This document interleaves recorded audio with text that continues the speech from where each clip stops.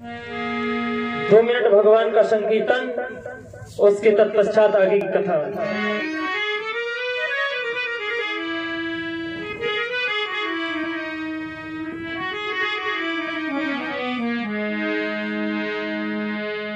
प्रभु हम पे दया करना, प्रभु हम पे कृपा करना, प्रभु हम पे दया करना, प्रभु हम पे कृपा करना।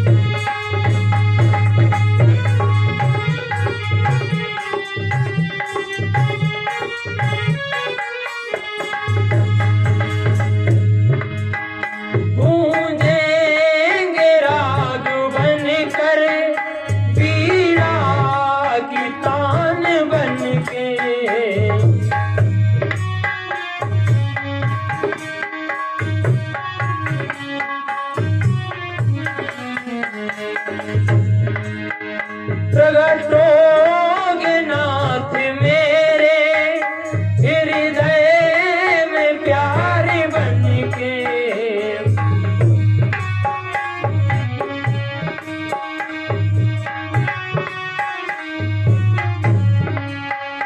हृदय में प्यार बनके, हर रागिन की ध्वनि पर स्वर बनके उठा करना, प्रभु हम पे दया करना।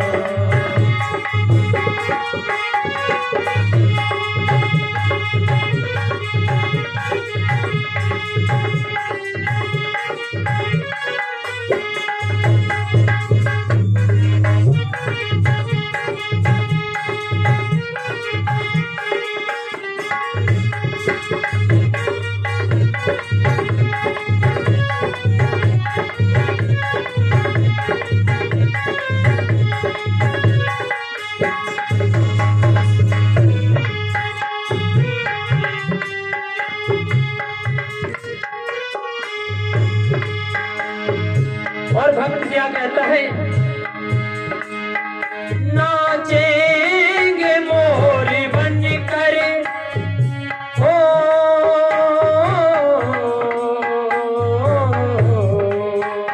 नाचेंगे मोर बन कर, ऐ श्याम तेरे ही द्वारे।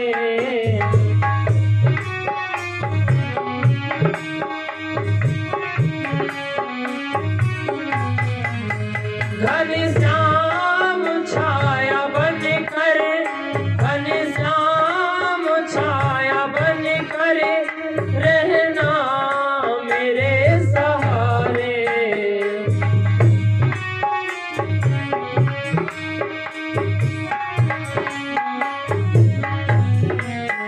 रहना मेरे सहारे, अमृत की धार बनकर, अमृत की धार बनकर, प्यासों पे दया करना, अमृत की धार बनकर।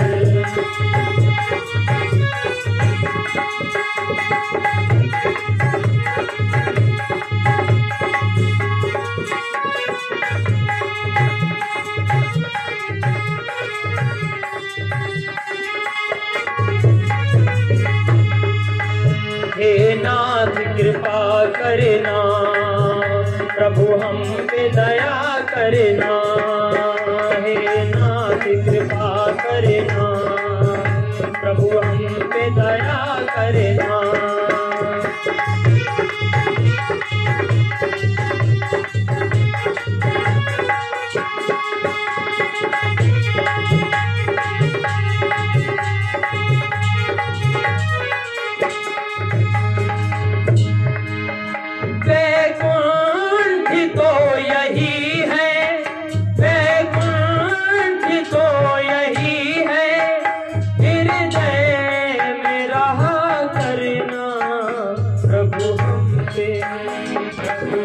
पे दया करना, प्रभु हम पे कृपा करना, प्रभु हम पे दया करना, प्रभु हम पे कृपा करना, प्रभु हम पे दया करना, प्रभु हम पे कृपा करना, प्रभु हम पे दया करना, प्रभु हम पे कृपा करना।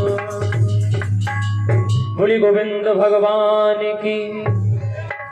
आइए भक्तों, आप सभी को पंचम दिवस की कथा की ओर लेकर के चलते हैं। सभी साधु संतों के बीच में परीक्षित जी महाराज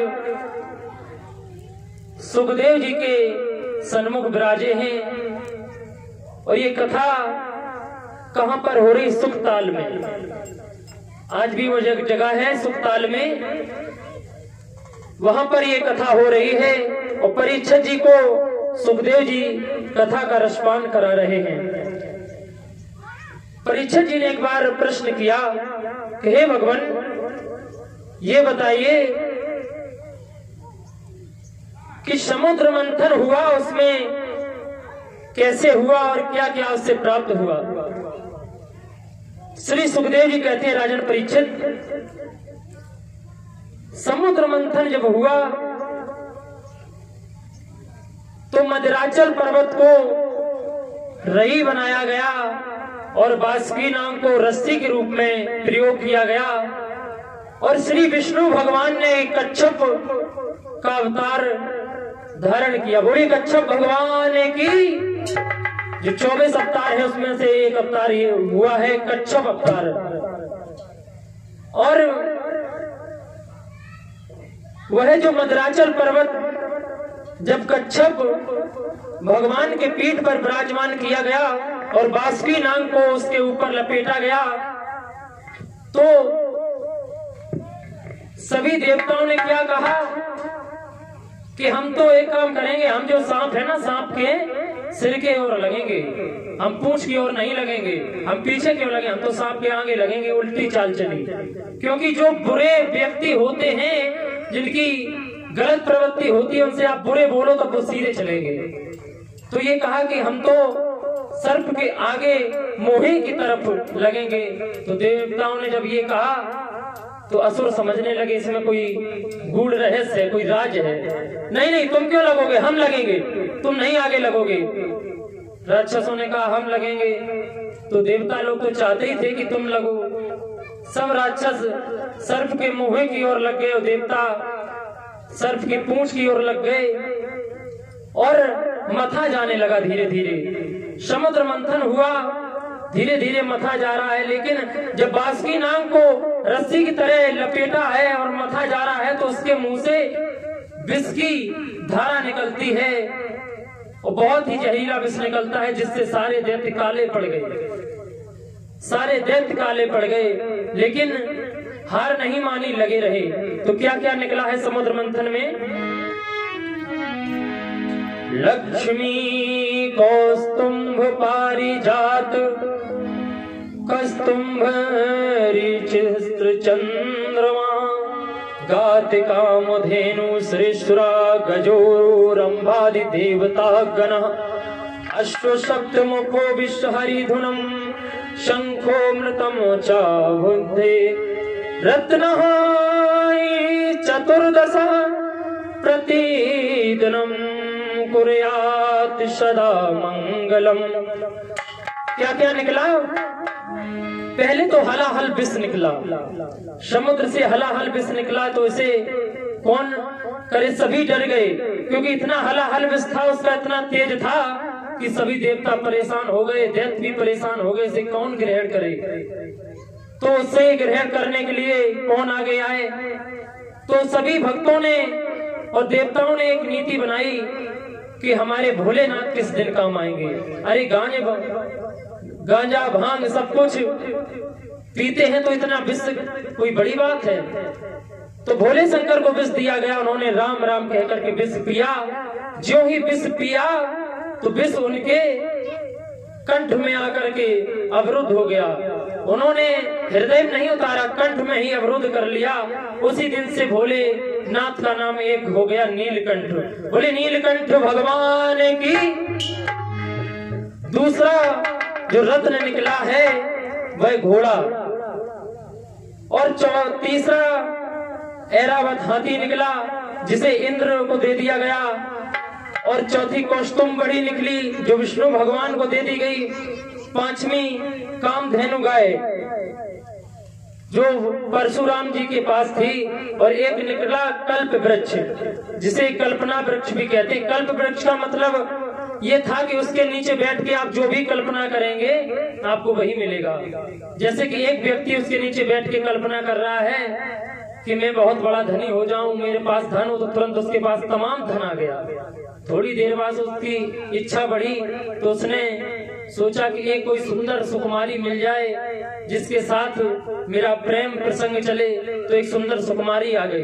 और दूसरे ही क्षण वह सोचने लगा कहीं इसके घर वालों को पता चल गया तो हमारी पिटाई हो जाएगी। जो सोचा वही होता है। कल्प वृक्ष के नीचे तो तुरंत उसके घर वाले आ गए, उसकी पिटाई हो गई। कल्प वृक्ष निकला, सातवीं देवी लक्ष्मी निकली, रंभा अप्सरा निकली, परिजात वृक्ष निकला, बारुणी यानी मदरा निकली, शंख निकला, चंद्रमा निकला, धन्वंतरी वेद, अंत में अमृत निकला।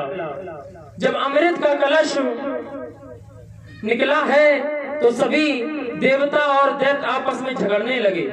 जब आपस में झगड़ने लगे कि नहीं नहीं अमृत हम लेंगे, अमृत हम लेंगे, तो देवता थोड़े कमजोर पड़ गए और राक्षस अमृत लेकर के भाग गए। तो अब क्या किया जाए?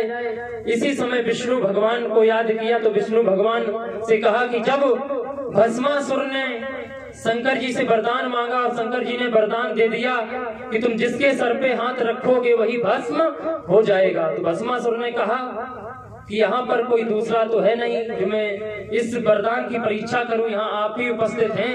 तो शंकर जी के पीछे जब भस्मासुर हाथ रखने के लिए दौड़ा था तो मोहिनी का रूप धारण करके प्रभु आपने ही बचाया था। आज फिर प्रभु वही मोहिनी का रूप धारण करूं। तो देखिए क्या हुआ, जगत को नचाने वाले आज क्या कर रहे हैं। आज लियो री हरि रूप मोहिनिया, आज लियो हरि रूप मोहिनिया,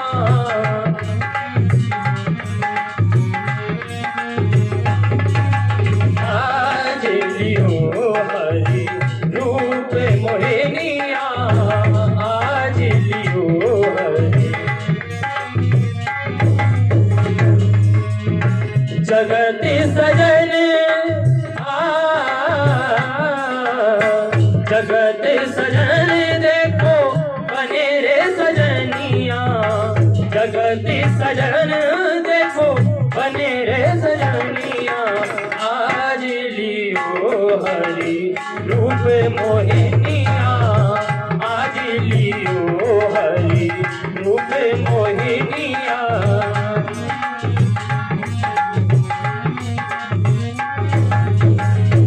जब मोहिनी रूप में विष्णु भगवान आ गए तो नृत्य करते जा रहे हैं, देवताओं को रिझा रहे हैं। कैसे? तुम तनन तई तत धुम तुम तनन तुम तन तुम तुम तन तुम दिन तनन दिन तनन तुम तन तुम तन तुम तनि था तुम दई था तुम दई था। आज लियो हरि रूप मोहिनिया, आज लियो हरि रूप मोहिनिया।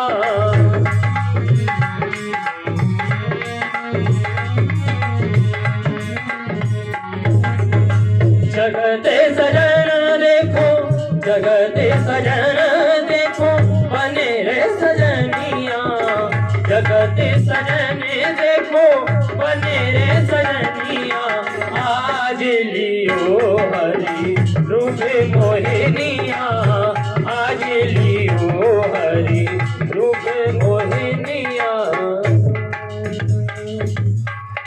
मोहिनी रूप धारण किया और देवताओं से अमृत का कलश ले लिया और कहा कि मैं आपको पान कराऊंगी, और उस कलश को लेकर के देवताओं के बीच में आ गए।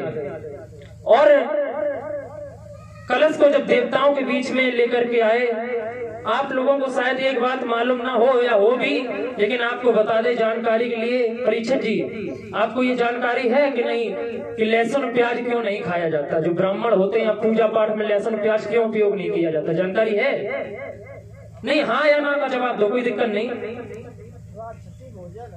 हाँ वो ठीक आपकी बात है, बहुत अच्छी बात आपने, यही परीक्षित का धर्म होता है। क्योंकि हम कई जगह कथा करने जाते हैं, परीक्षित जी से प्रश्न करो, वो कहते हैं हमें कुछ पता ही नहीं।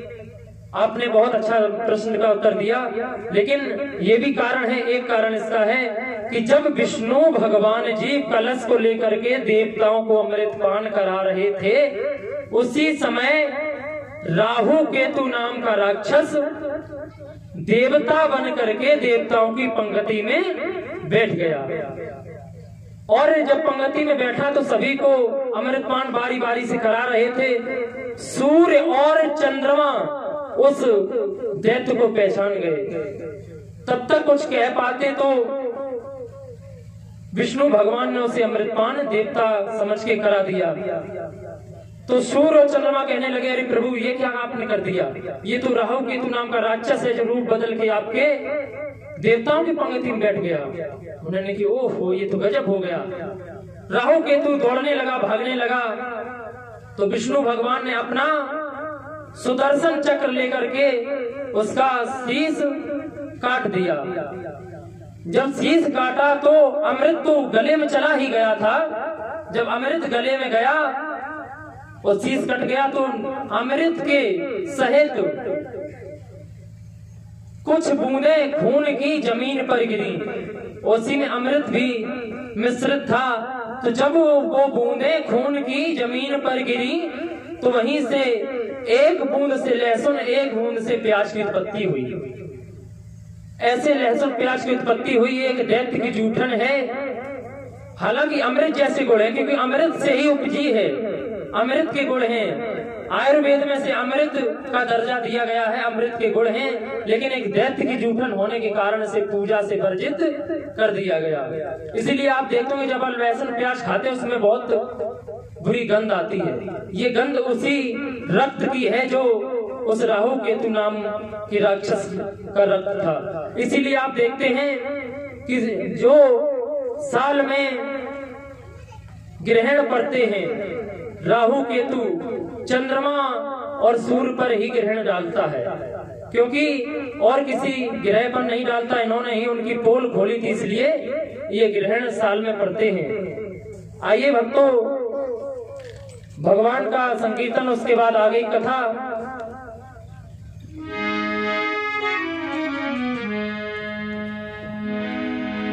ना राम नाम लीनो, ना हरि को नाम लीनो, और तेने भरी जवानी में तू डूब के मर जा रे चुल्लू भर पानी में। तू डूब के मर जा रे चुल्लू भर पानी में।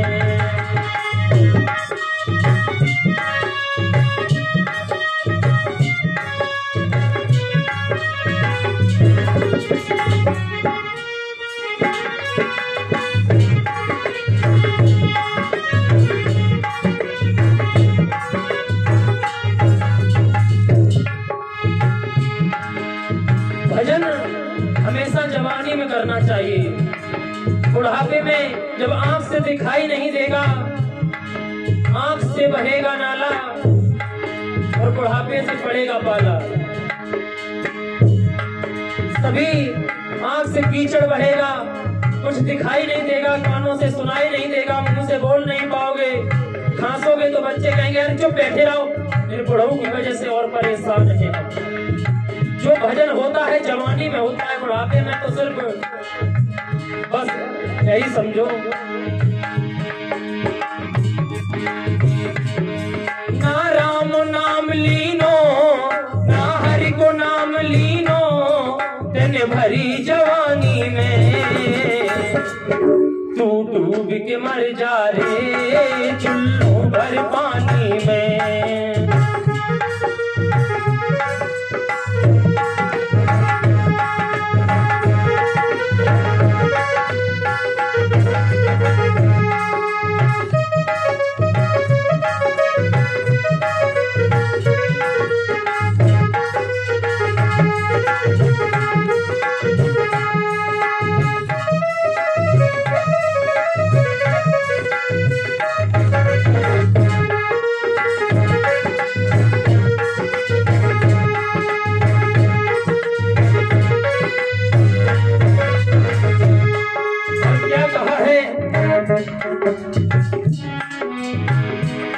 क्या लायो पानी में, क्या तू लाया इस माटी में, ये शरीर माटी में ही मिल जाना है। क्या लायो माटी में, मिल जाएगो माटी में, एक दिन काया तेरी कस जाएगी माटी में।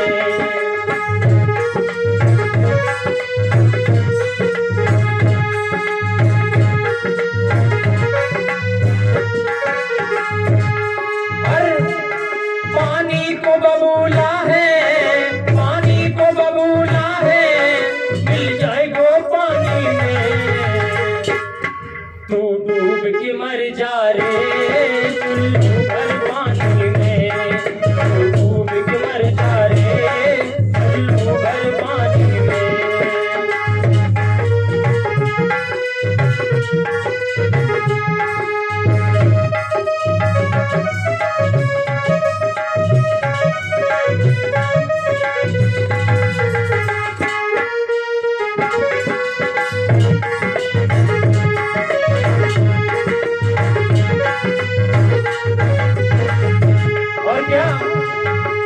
करता मेरा मेरा क्या कुछ भी नहीं है तेरा।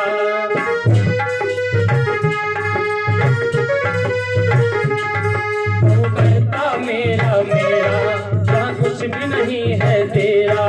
एक दिन होगा भैया तेरा मरघट में तेरा।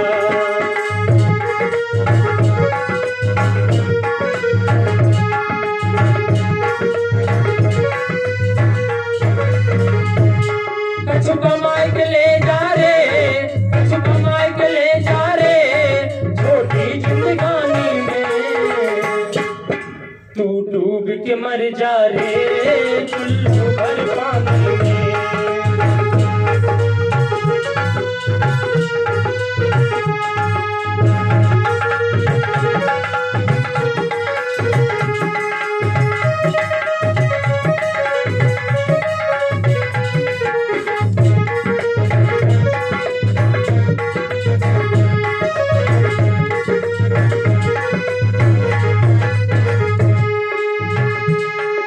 चुल्लू भर पानी में डूब के मरना है तो संतों ने क्या बतलाया।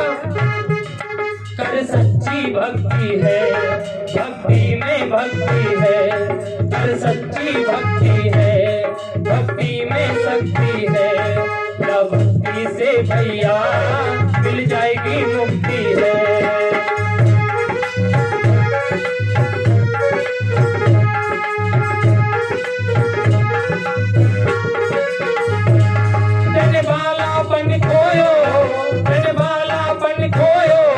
सारी जिंदगानी में तू डूब के मर जा रे चुल्लू भर पानी में।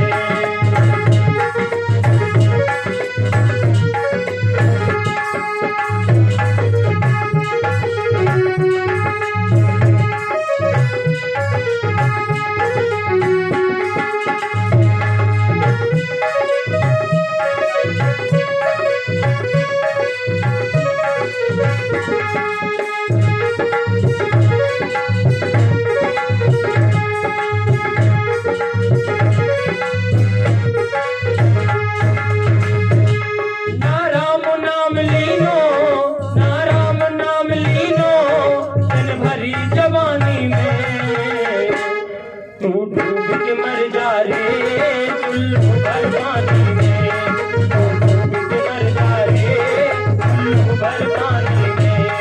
तू डूब के मर जा रे चुल्लू भर पानी में।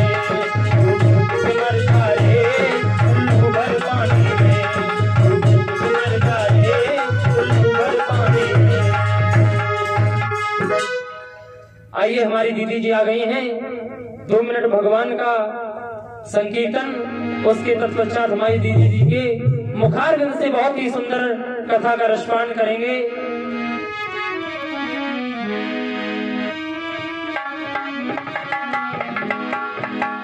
सभी भक्तजन तालियों का सहयोग जरूर देते रहा करें, क्योंकि जैसे कि मोबाइल को चार्जर की जरूरत होती है, वैसे ही वक्ता को तालियों की जरूरत होती है। आप समझते हैं कि आपकी तालियां कुछ काम नहीं करती, अरे आपकी तालियों से ही तो हम बोल पाते हैं, वरना हम कैसे बोले? क्योंकि हमें पता चलता है कि यहाँ जिंदा बैठे हैं कि मुर्दा, क्योंकि अकड़ मुर्दे की पहचान होती है। तालियां वही बजाते हैं जिनकी बाजुओं में जान होती है।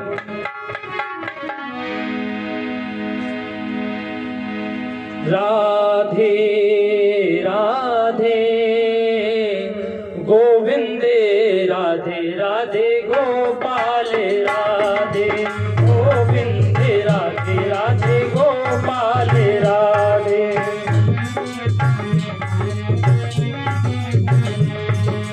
गोविंद राधे राधे गोपाल राधे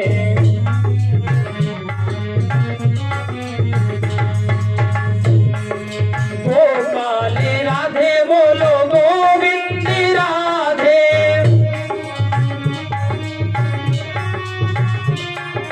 गोपाल राधे बोलो गोविंद राधे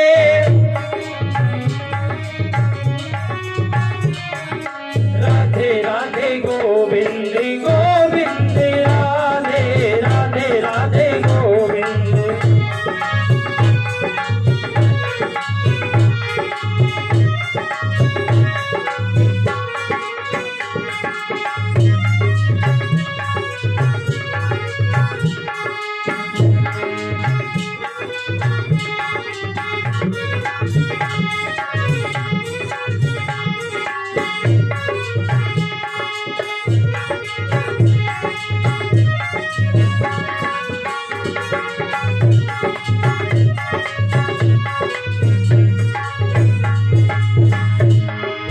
आप जानते हैं संकीर्तन में तालियां बजाने से क्या होता है? पहली बात तो वर्जिश हो जाती है, और दूसरी बात बगल में अगर कोई सो रहा उसको दे कोहनी वो जग जाता है, और तीसरी बात भगवान तक आपकी सीधी बात पहुंच जाती है। इसलिए राधे राधे गोविंद गोविंद राधे राधे राधे गोविंद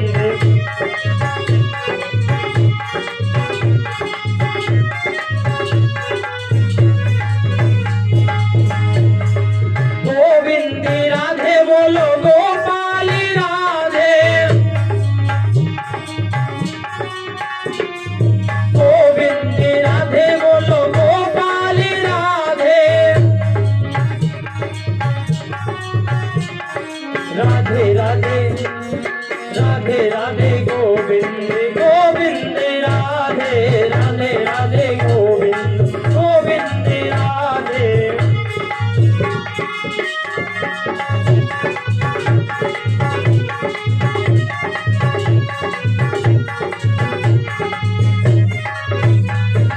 राधे राधे गोविंद गोविंद राधे राधे राधे गोविंद गोविंद राधे गोविंद राधे गोविंद राधे गोविंद राधे। बोली राधे रानी सरकार की, बोली वेद व्यास भगवान की, बोली सुखदेव महाराज की, बोली परीक्षित महाराज की, बोली गोविंद भगवान की, बोली बजरंग बली की। राधे राधे।